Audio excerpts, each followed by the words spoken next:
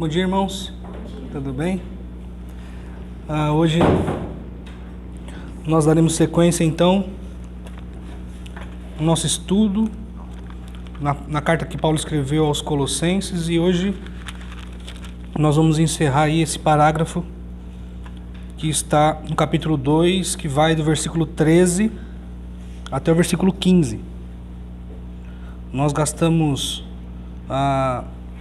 um tempo considerável estudando esses 3 versículos, mas foi um tempo necessário para que nós entendêssemos aí alguns detalhes que de forma alguma poderia passar desapercebido. Eu farei a leitura aqui do versículo 13 até o versículo 15, e hoje eu vou usar, pelo menos para essa leitura inicial e algumas outras leituras, eventualmente talvez eu mude, mas enfim, eu vou usar a Almeida Revista e Atualizada, mas eventualmente eu vou ler alguns textos aqui, talvez na NVI, tá bom?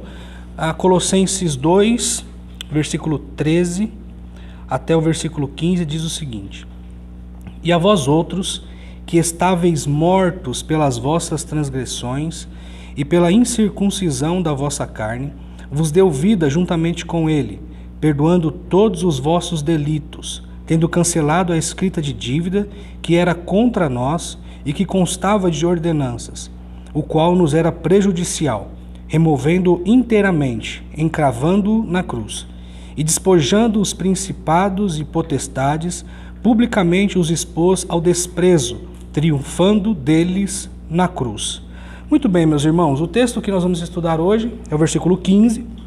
Eu vou ler mais uma vez o versículo 15, que diz o seguinte: E despojando os principados e as potestades, publicamente os expôs ao desprezo, triunfando neles na cruz. O Isaac vai projetar aí, meus irmãos, vocês vão perceber que nós daremos sequência na exposição que aconteceu nos últimos 2 finais de semana. Então, a mensagem central é a mesma.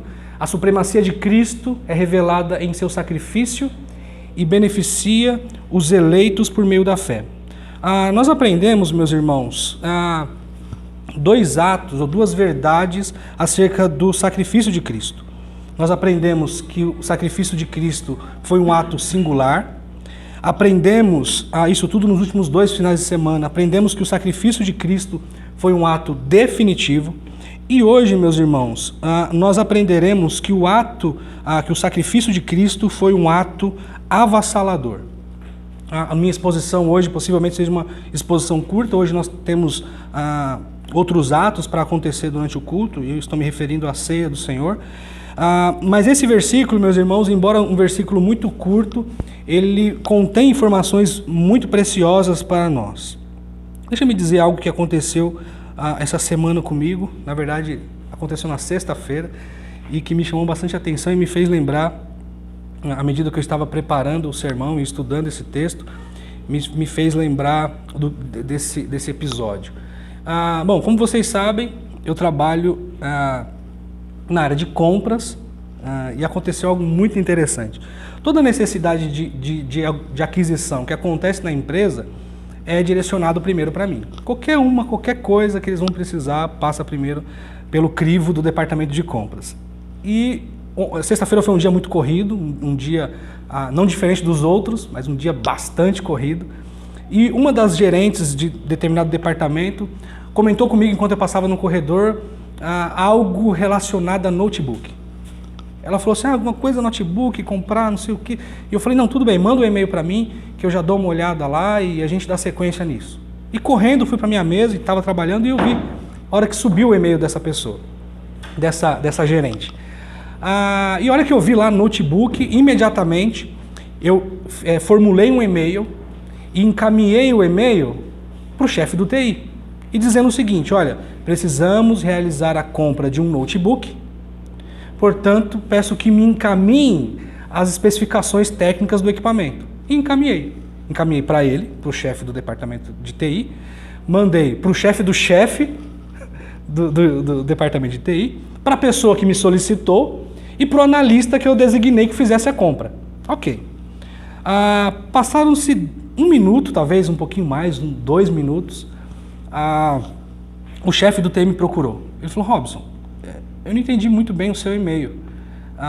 No e-mail você disse para eu passar a especificação técnica de um notebook, mas o contexto ali do e-mail que eu dei uma olhada está dizendo para nós comprarmos um suporte para o notebook. Aí eu falei, você está brincando comigo? Aí eu fui dar uma olhada com mais atenção no e-mail. E realmente, o que era necessário comprar não era um notebook, que custava aí na casa de R$ 3.500. O que eu precisava, na verdade, era comprar simplesmente um suporte para o notebook, que custava no máximo, e aí no máximo do máximo, R$ 70, R$ 80. E por que eu pensei nisso na medida que eu estava preparando esse sermão? Meus irmãos, quando nós lidamos com um texto bíblico, nós devemos tomar muito cuidado para não tratar o texto bíblico de modo leviano. Nós devemos nos concentrar no que nós estamos estudando, é a palavra de Deus. Devemos estar atentos para aspectos históricos, aspectos culturais, aspectos gramaticais, para que não cometamos o erro que eu cometi na última sexta-feira, de achar que o texto está dizendo uma coisa, quando na verdade ele está dizendo completamente diferente daquilo que a gente imaginava. Esse método, meus irmãos, o pastor Marcos acho que chegou a mencionar alguma coisa esses dias, esse método nós chamamos de histórico gramatical. Por que histórico gramatical?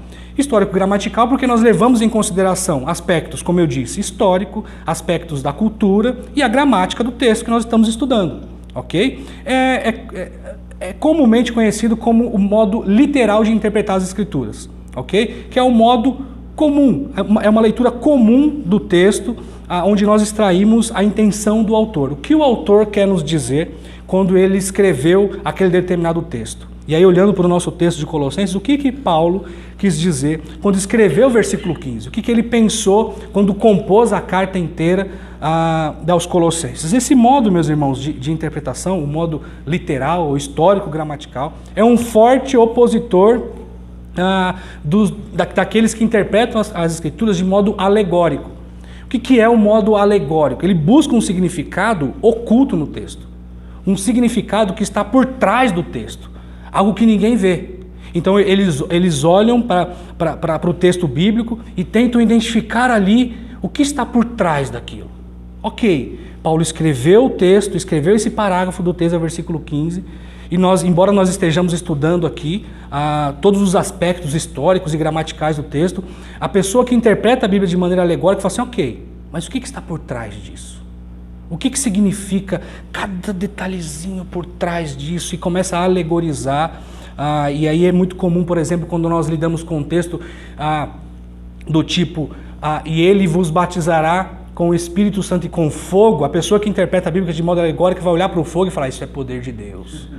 Só que nós, meus irmãos, lançando mão desse modo de interpretação histórico-gramatical, nós vamos olharemos para aquele fogo descrito ali e falamos assim, meu amigo, isso aqui não é poder de Deus não, isso aqui é juízo de Deus. E percebam então como a coisa muda de cenário, como a coisa muda de figura. E eu estou dizendo tudo isso para vocês, meus irmãos, porque nesse texto aqui há alguns elementos que nós devemos prestar atenção para não cometer nenhum tipo de engano, para não nos enganarmos, nem também enganarmos outras pessoas involuntariamente. Ok? O texto então, meus irmãos, versículo 15, ele inicia com um verbo, ok? Ele inicia com um verbo. E qual é esse verbo que nós temos aí? O verbo é despojando, ok? Esse é o verbo que aparece no início do versículo 15. Muito bem, meus irmãos. Quando nós olhamos para o texto bíblico, isso eu quero encorajar vocês a fazerem isso na casa de vocês, quando estiverem fazendo seus devocionais, seus estudos pessoais. Quando nós olhamos para o texto bíblico, quando nós nos deparamos com um verbo, a primeira pergunta que nós devemos nos fazer é: quem praticou essa ação? Quem fez isso que o verbo está apontando, ok? O verbo, vocês sabem, é uma ação, demonstra uma ação. E essa ação pode ser uma ação ativa, ok? Na língua portuguesa nós temos uma ação ativa, temos também uma ação passiva, ok? Ativa é aquele que comete a ação, que pratica a ação. A voz passiva é aquele que sofre a ação. Porém, meus irmãos, na língua grega nós temos o que é a voz média. E o que é a voz média? A voz média diz respeito àquele que pratica uma ação em si mesmo. Por exemplo, eu penteio o meu cabelo. É uma ação, ok? Que eu provoco em mim mesmo, certo? Vocês estão comigo até aqui? É reflexivo em português. Ok, a similaridade é exatamente reflexiva. Então, percebam, meus irmãos, quando nós olhamos para o texto, então, nós identificamos o verbo, ok? Identificamos a voz do verbo, é um verbo ativo, é um verbo passivo, ou é um verbo que acontece na voz média? No texto aqui, o que vai determinar isso, meus irmãos, é a terminação do verbo, ok? Nós temos isso em português também. Por exemplo, o que demonstra que você é singular e vocês é plural? O S, é a terminação, não é mesmo? Na língua grega é a mesma coisa. O que aponta para um verbo de modo que ele apareça aí na voz média? A terminação do verbo, ok? Acontece da mesma forma que acontece na língua portuguesa. Muito bem, meus irmãos. Quem é então aquele que pratica a ação do verbo? Se nós olharmos para o texto bíblico, acompanha aí comigo, diz o seguinte: e despojando, nós temos aqui um sujeito oculto, ok? Despojando os principados e as potestades, publicamente os expôs ao desprezo, triunfando deles na cruz. Quem é aquele, meus irmãos, então, que triunfa dos ou sobre os principados e potestades, e ele faz isso na cruz? Quem faz isso? Jesus Cristo. Muito bem, meus irmãos. Acompanhem comigo, então, esse passo a passo, para que vocês comecem a perceber elementos do texto que não podem, de maneira nenhuma, passar despercebido. Ok? Então, nós temos aí Cristo provocando ou tendo a ação de despojar. O texto não deixa muito claro, meus irmãos. O Miguel tá... É o Miguel isso aí, né? Impossível. Olha o choro do garoto. Rapaz. E você acha que ele é inocente, né? Nós temos então Cristo como aquele que pratica a ação. E a ação é despojar. Nós não sabemos, meus irmãos, acerca do que exatamente os principados e as potestades eles foram despojados. Despojados significa despir, o Isaac já falou sobre isso, significa despir, remover. A ocorrência desse verbo aqui, da maneira que acontece aqui, nós vamos encontrar somente no capítulo 3, no versículo 9. Abra a Bíblia de vocês aí, Colossenses, capítulo 3, versículo 9. Olha o que diz: não mintam uns aos outros, visto que vocês já se despiram do velho homem com suas práticas.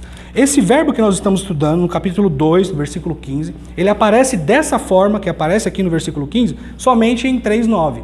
Embora a raiz dessa palavrinha apareça também no texto que o Isaac expôs, que é Colossenses 2:11. Olha o que diz Colossenses 2:11.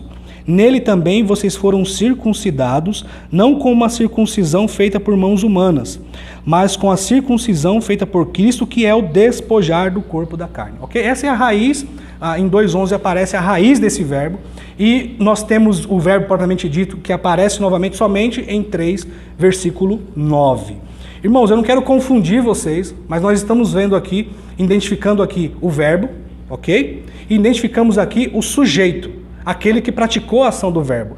Isso, meus irmãos, vocês devem fazer em seus estudos particulares, em seus estudos pessoais. Por quê? Se nós negligenciarmos essa etapa, nós teremos dificuldade em prosseguir na nossa leitura.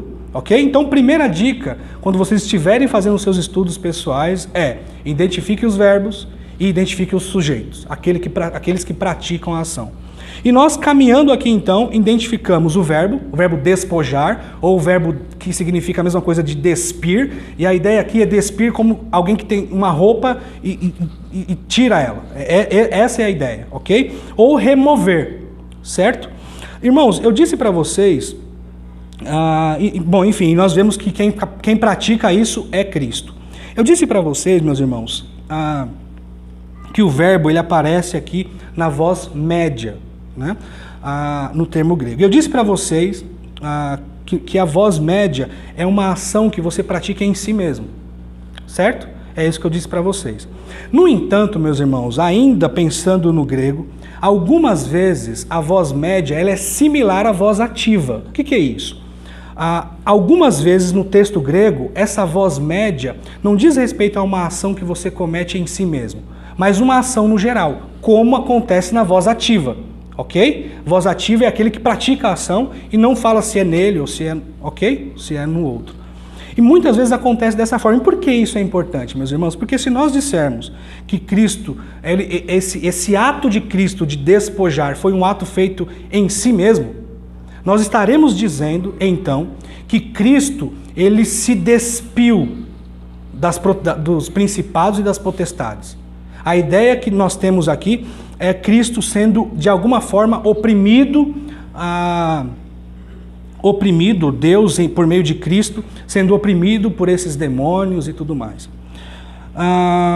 No entanto, meus irmãos, eu queria que vocês acompanhassem comigo aí alguns textos que demonstram uma superioridade tamanha de Cristo, que nos faz perceber que há uma impossibilidade no fato de que Cristo, de certa forma, era de alguma maneira dominado por esses inimigos de Deus, ok? Abram comigo a Bíblia de vocês em Colossenses, capítulo 1, versículo 16. Colossenses, capítulo 1, versículo 16. Olha o que diz. Pois nele, ok? Esse nele aqui é Cristo, né? Pois nele foram criados todas as coisas, nos céus e sobre a terra, as visíveis e as invisíveis, sejam tronos, sejam soberanias, e olhem, quer principados, quer potestades. Tudo foi criado por meio dele e para ele. Principados e potestades, meus irmãos, são seres angelicais, ok? Que nós vemos aqui nesse texto. E no versículo 15, capítulo 2, versículo 15, aparece como os inimigos de Deus, ok? Então são seres angelicais nos dois textos. No entanto, no versículo 15, aparece aí como entidades do mal, ok? Como inimigos de Deus. Irmãos, isso é importante nós sabermos, porque veja bem, ele, Cristo, é aquele que criou todas as coisas. Nele tudo subsiste, inclusive os principados e as potestades. Os seres angelicais foram por ele criados. É difícil nós considerarmos o fato de que essas criaturas exerciam certo domínio sobre Cristo, de modo que, de alguma forma, ele precisava se despir deles, ou se livrar deles, ou remover eles de si. O que mais parece, então, levando em consideração que a voz média no grego algumas vezes aparece como uma voz ativa, o que nos parece, então, é que esse ato de Cristo, ele visava desarmar as potestades, ou enfraquecer as potestades, ou despir as potestades de um domínio que eles exerciam, mas sobre as pessoas, sobre os homens. Vejam comigo aqui, meus irmãos, alguns textos como Colossenses 1, versículo 13 e versículo 14. Olha o que diz. Colossenses 1, 13 e 14. Ele nos libertou do império das trevas. Notem, ele nos libertou, Paulo escrevendo aos Colossenses, ele nos libertou do império das trevas e nos transportou para o reino do Filho da Luz, o reino do Filho do seu amor, no qual temos a redenção, a remissão dos pecados. Em Hebreus, meus irmãos, capítulo 2, versículo 14 e 15, abram aí, Hebreus 2, 14 e 15. Enquanto isso, preciso tomar só um pouquinho de água.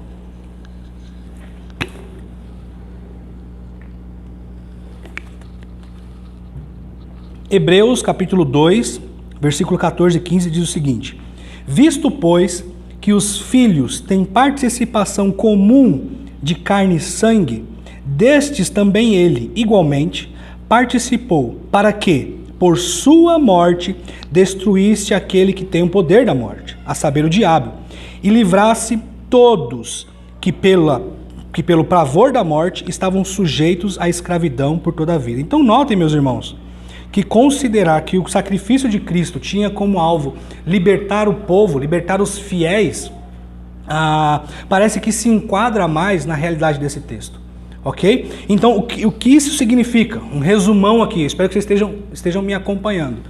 O que significa tudo isso? Significa que Cristo, ok, despojou ou removeu a influência que os poderes e as potestades exerciam sobre as pessoas no ato do seu sacrifício na cruz.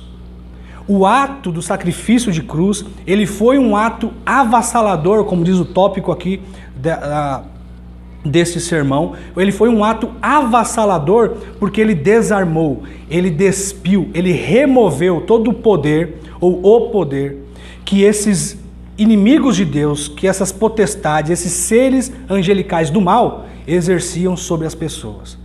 E isso parece começar a fazer um pouco mais de sentido para a gente, ou faz todo sentido, sobretudo se nós dermos sequência na leitura do texto. Olha o que diz aí, versículo 15 diz o seguinte: e tendo despojado dos poderes, aqui estou lendo na NVI agora, e tendo despojado os poderes e as autoridades, fez deles um espetáculo público, triunfando sobre eles na cruz. Então notem, portanto, o texto aqui diz, portanto, ou tendo em vista que o sacrifício de Cristo teve esse ato avassalador, tendo em vista isso, leitores aos Colossenses, não permitam que ninguém os julgue pelo que vocês comem ou bebem, e ele dá sequência até chegar no versículo 18, ele diz, não permitam que ninguém tenha prazer numa falsa humildade e na adoração de anjos, os impeças de alcançar o prêmio. Então notem como a coisa aqui, meus irmãos, começa a fazer sentido para nós. Paulo ele quer dizer que o ato de Cristo foi avassalador e diante disso, tendo em vista isso, os colossenses não deveriam viver sob influência dos gnósticos, que tinham essa veia de adoração a anjos. Afinal de contas, Cristo criou todos eles, e não só isso, Cristo os subjugou, Cristo foi avassalador no seu ato e desarmou essas potestades. Como então vocês ainda se sujeitam a eles? Como ainda vocês se deixam levar por essa influência gnóstica, influência essa que diz respeito à sua adoração a anjos? Meus irmãos, Paulo dizendo, não se sujeitem mais a eles. Cristo os venceu na cruz. Eles são criaturas. E eles estão adorando criaturas. Vocês não devem fazer isso.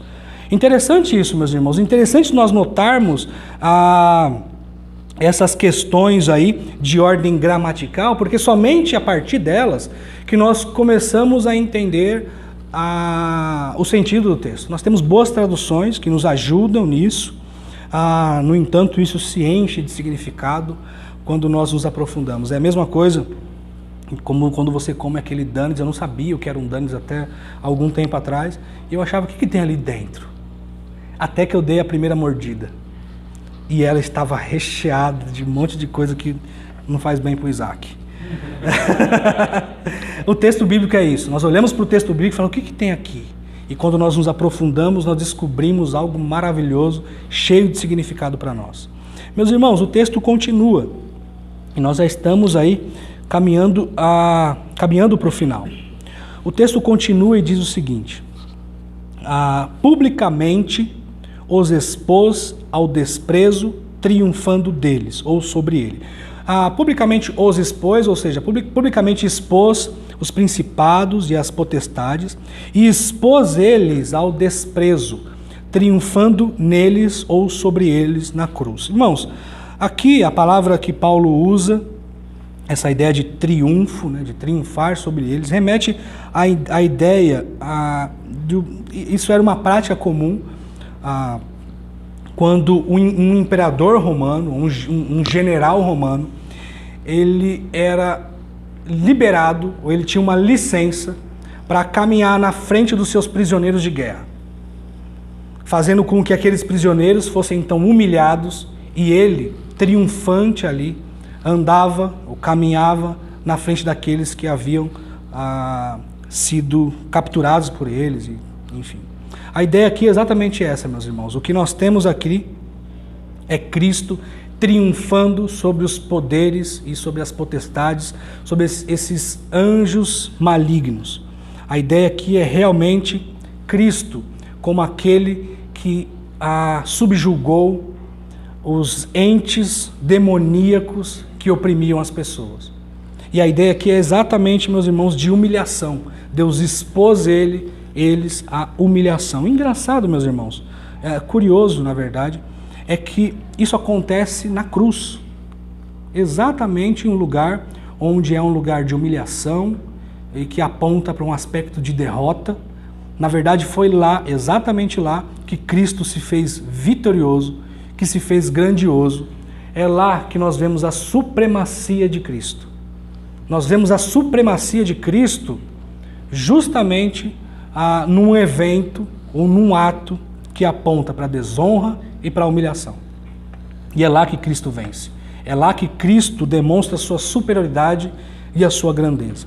O sacrifício de Cristo, meus irmãos, foi um ato avassalador, pois ele triunfou sobre as hostes do inferno. Muito interessante esse texto, né? E é um texto que nós passamos muitas vezes por ele, sem nos dar conta aí da importância que tem, sobretudo para nós compreendermos essas pequenas variáveis que há. Muito bem, meus irmãos, eu espero que vocês tenham compreendido esse texto, ok?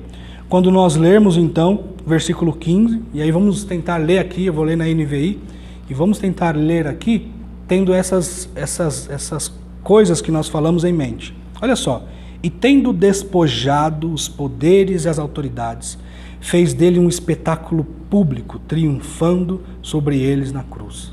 Está preparado o cenário para que nós adentremos aí no versículo 16, que será exposto pelo Isaac. Eu não sei de onde eu tirei Tiago. Está posto.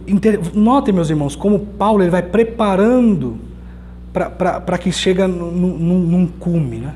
Ele vai preparando, ele vai argumentando e preparando o seu argumento até que ele desemboca, até que ele vai ser decisivo, e nós veremos isso a partir do versículo 16, que será exposto pelo Isaac. E, meus irmãos, quando nós finalizarmos o capítulo 2, nós entraremos em aspectos mais práticos do texto. Até aqui, nós estamos vendo aspectos, de certa forma, mais teóricos. É por isso que esses detalhezinhos aqui, nós estamos gastando tempo nesses detalhes, porque ele é realmente ela é realmente uma parte mais teórica, ok? Muito bem, meus irmãos, essa é o significado desse texto, o versículo 15 de Colossenses. Nós temos algumas aplicações, e eu queria que vocês prestassem atenção, eu vou ler para vocês. A primeira delas é que, tendo isso em vista, então, tudo que foi dito aqui, devemos viver a liberdade que recebemos. Essa aí foi a aplicação da semana passada, Isaac. Pode ser a 2, isso. Aqui sim, diz respeito a esse texto. O crente fiel não deve temer os espíritos imundos, como se eles tivessem poderes acima do poder de Deus. É muito comum, meus irmãos, as pessoas temerem os espíritos malignos. E vive amedrontada com isso. Olha, meu Deus, fizeram uma macumba para mim, agora eu não sei o quê. Eu lembro que o pastor Marcos disse que uma vez ele saiu da casa dele e na porta da casa dele tinha uma macumba. E aí, adivinha o que ele fez? Ele varreu e jogou tudo fora. Enfim. E pegou o frango, porque era um domingo, né? Afinal de contas, domingo é dia de frango. É brincadeira. Como vimos, Cristo é superior aos anjos do mal, de modo que aqueles que foram resgatados pelo Senhor Jesus não devem viver assombrados, achando que Satanás e seus anjos exercem alguma autoridade sobre suas vidas. Irmãos, certa vez perguntaram para um seminarista ou para um pastor, eu não me lembro bem, se pastor poderia ser possesso por demônios. E aí, essa pessoa respondeu: pastor sim, crente não. Irmãos, nós não devemos viver assombrados com essa ideia de que os inimigos de Deus, Satanás e suas hostes malignas, têm interferência na nossa vida nesse sentido, como se ele exercesse autoridade sobre nós. Quem exerce autoridades sobre os filhos de Deus é o próprio Deus. Nós somos súditos do reino de Deus. Nós não somos mais súditos do reino de Satanás. Quem exerce autoridade sobre nós é o nosso rei, nosso grandioso rei. Isso foi conquistado na cruz. Ok? Número 3, na verdade. Os crentes, no entanto, não devem duvidar da existência de seres malignos, embora, ok? Nós não devemos viver assombrados e atemorizados, não devemos desconsiderar o fato de que há sim a existência de seres malignos. Há sim, nós temos inúmeros relatos bíblicos que falam sobre isso. Nem agir de modo negligente ao ponto de duvidar das investidas do inimigo. Nós não devemos imaginar que o inimigo não tenta nos influenciar ou tenta de alguma forma fazer com que nós cometamos algo contra Deus. Não devemos negligenciar isso, ok? Não devemos agir de modo negligente, portanto, ao ponto de duvidar das investidas do inimigo. Devemos, isto sim, ser prudentes e resistir ao diabo. É aquele texto de 1 de Pedro que eu quero ler com vocês. 1 de Pedro, capítulo 5, versículo 8 e 9. Capítulo 5, 8 e 9, que diz: estejam alertas e vigiem. O diabo, o inimigo de vocês, anda ao redor como um leão, rugindo e procurando a quem possa devorar. Resistam-lhe, permanecendo firmes na fé, sabendo que os irmãos que vocês têm em todo o mundo estão passando pelos mesmos sofrimentos. Então, nós temos aqui um imperativo que diz: estejam alertas e vigiem. Somos exortados a agir dessa forma. Isto é possível, ou seja, essa resistência ao diabo, ela é possível por meio do conhecimento da palavra de Deus. É o que nós fazemos aqui, é o que vocês fazem na casa de vocês, em suas devocionais e em seus estudos pessoais. Foi assim que Cristo enfrentou Satanás no deserto. Aí nós temos aquele relato da tentação de Jesus no deserto e nós vemos ali Cristo combatendo Satanás por meio do conhecimento da verdade.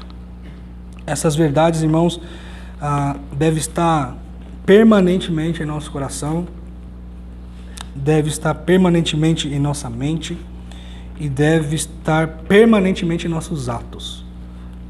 A verdade de Deus, meus irmãos, tem esse poder transformador, esse poder libertador. Ok? Vamos orar a Deus, agradecendo por esse tempo de exposição bíblica. Eu confesso que eu estou, de certa forma, orgulhoso de mim mesmo. Por dois finais de semana consecutivos, eu preguei no tempo que é o tempo ideal. 30 minutos, acabei de conferir ali. Muito bem, meus irmãos, vamos orar. Santo Deus, muito obrigado por tua bondade. Muito obrigado, Senhor, por ter nos libertado. Muito obrigado, Senhor, porque nós não vivemos mais sobre a influência ou sobre o poder do mal. Muito obrigado, Senhor, porque o seu sacrifício na cruz nos libertou de todas essas coisas. Muito obrigado por tão grande salvação. Muito obrigado por tão grande libertação. Muito obrigado, Senhor, porque exercemos a nossa liberdade agora, nos submetendo à tua vontade que é perfeita. Transforma a nossa vida, Pai, por tua infinita graça e misericórdia. Nos ajuda, com o passar do tempo, a sermos mais semelhantes ao nosso Senhor e Salvador Jesus Cristo, a quem devemos toda a honra e glória. Nós oramos em nome dele. Amém. Isaac.